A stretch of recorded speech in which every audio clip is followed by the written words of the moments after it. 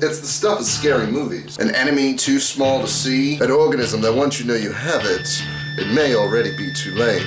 And if the illusion keeps screwing up the way it is, it may be coming to a city near you.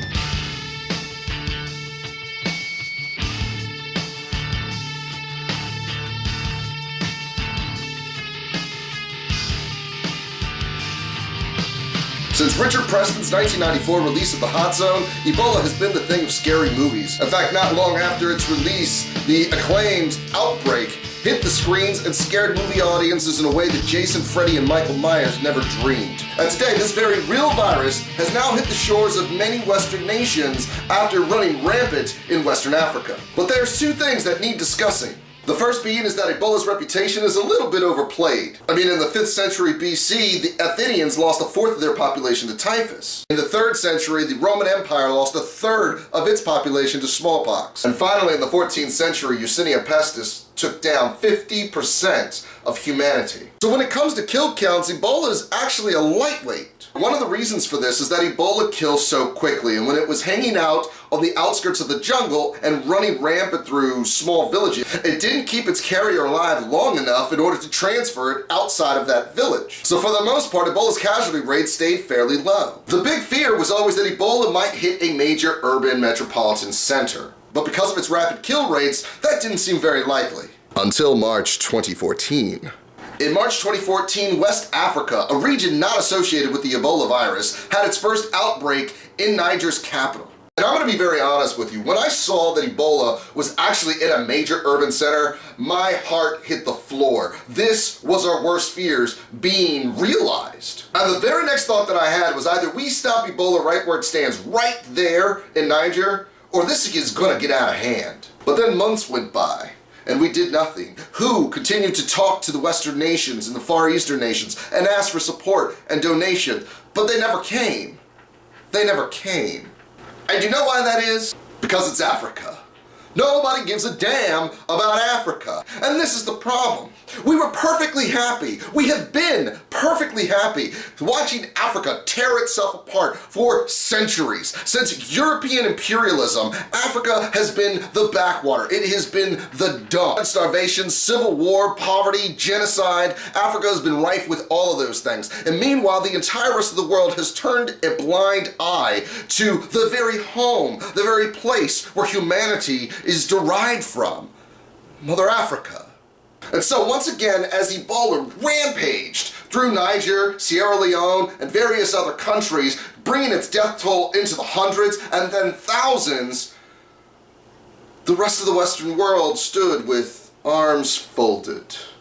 Didn't care. No one said a word. They just let it blithely go on, not thinking this one thing. Western Africa is not an isolated place on the planet. There's plenty of trade routes and means for this virus to get out of that area. And what do you know? It actually did. Separate from the imported cases of the relief workers that were trying to help out the people in West Africa, Ebola landed on the shores of the United States in Dallas, Texas, unpoliced. And from there, other cities had diagnosed cases, most importantly, New York City. I mean, think about this for a second.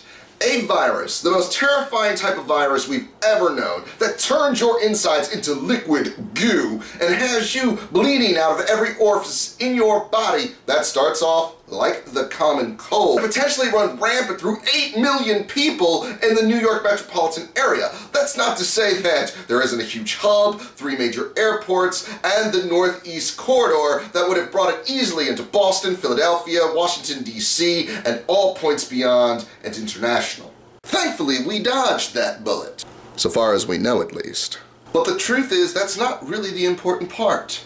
Because quite frankly, if Ebola were to break out in an industrialized nation, I'd hate to tell you, but we deserve it. We deserve it because we did not value the lives of Africans in the same manner of our own. And instead of stopping this virus at its source and saving thousands of lives over there and preventing it from outbreaking to the rest of the world, we sat by idly and did nothing. But here's another major red flag that should be going off in your head. As Ebola was breaking out, you had West African Airlines refusing to stop flights from the infected areas because it would cut into their profit margin. Are you serious? This is one of the supreme dangers of the illusion, because instead of accepting the reality that is biology and virology and epidemiology, we were worried about this made-up concept of money and profit, and were willing to put other lives at risk in order to obtain it. And over in the United States, Americans look to their president to somehow come up with a solution to the Ebola problem. But what the hell is he going to do? He's not a biologist, he's not a virologist, he's not a pathologist, he's not a doctor, he's a politician. A glorified lawyer who appointed another glorified lawyer